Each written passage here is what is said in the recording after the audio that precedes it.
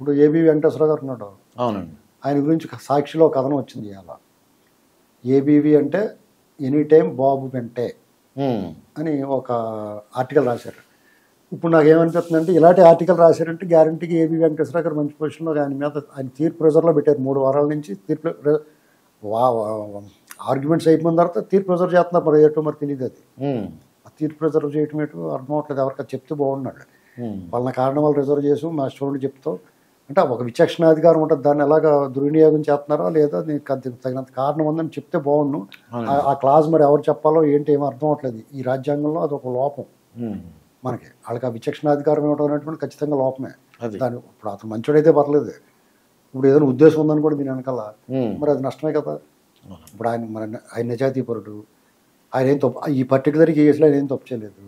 అది ప్రూవ్ అయింది. ప్రూవ్ అయిన తర్వాత మళ్ళీ సస్పెన్షన్ ఎత్తేసారు. మళ్ళీ వాళ్ళు సస్పెండ్ చేస్తే అసలు ఈయన్ని ప్రమేయం లేకుండా ఈయన వాదన వినకుండా మళ్ళీ వాళ్ళకి కమిటీ ఐఏఎస్లో అది ఉంటుంది కదా, వాళ్ళు మళ్ళీ ఈయన మీద చర్యలకి పాల్పడ్డారు. కోర్టులు వేసుకున్నాడు. ఈయన కోర్టులు వేసుకుంటే కోర్టులో న్యాయమూర్తులు ఇతనికి అనుకూలంగానో ప్రభుత్వానికి వ్యతిరేకంగా వ్యాఖ్యానాలు చేస్తున్నారు. మీరు ఎలా సస్పెండ్ చేస్తారో అది ఇదని.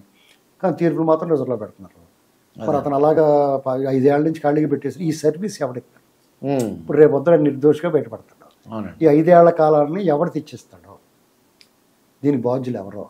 దీని ఎలా జీళ్లపాకంలా సాగదీసిన టకాలమని చెప్పాల్సిన వాళ్ళు చెప్పకపోవటమా? ఈ ఆర్గ్యుమెంట్తో వాయిదాలు చేసి దీన్ని కావాలని లాగిపెట్టిన వాళ్ళు తప్ప, లేకపోతే జగన్మోహన్ రెడ్డి గారు తప్ప, ఇలా ఎంతమంది దోషులుగా తేలుతారో వాళ్ళందరికీ శిక్ష ఏముంటుంది? ఈయన కాంపన్సేషన్ ఎవరు ఇస్తారు? 5 ఏళ్ల కాలాన్ని తిరిగి ఆయనకి ఇస్తారా? ఆయన ఒప్పుకుంటే నేను సర్వీస్లో కొనసాగుతానంటే మళ్ళీ 5 ఏళ్ల కాలాన్ని ఇస్తారా ఆయనకి? ఇలాంటివన్నీ అనేక ప్రశ్నలు ఎదురవుతాయి. అయితే ఈ గాజు గ్లాస్ విషయంలో వీళ్ళు ఇంకా జాగ్రత్తలు తీసుకుని ఇంకొక 2-3 సార్లు చెప్పుకోవాలి. కాబట్టి నాకేమర్థం అవుతుందంటే జగన్మోహన్ రెడ్డి ఇలాంటి కథనం వచ్చిందంటే ఏబి వెంకటేశ్వర గారి గురించి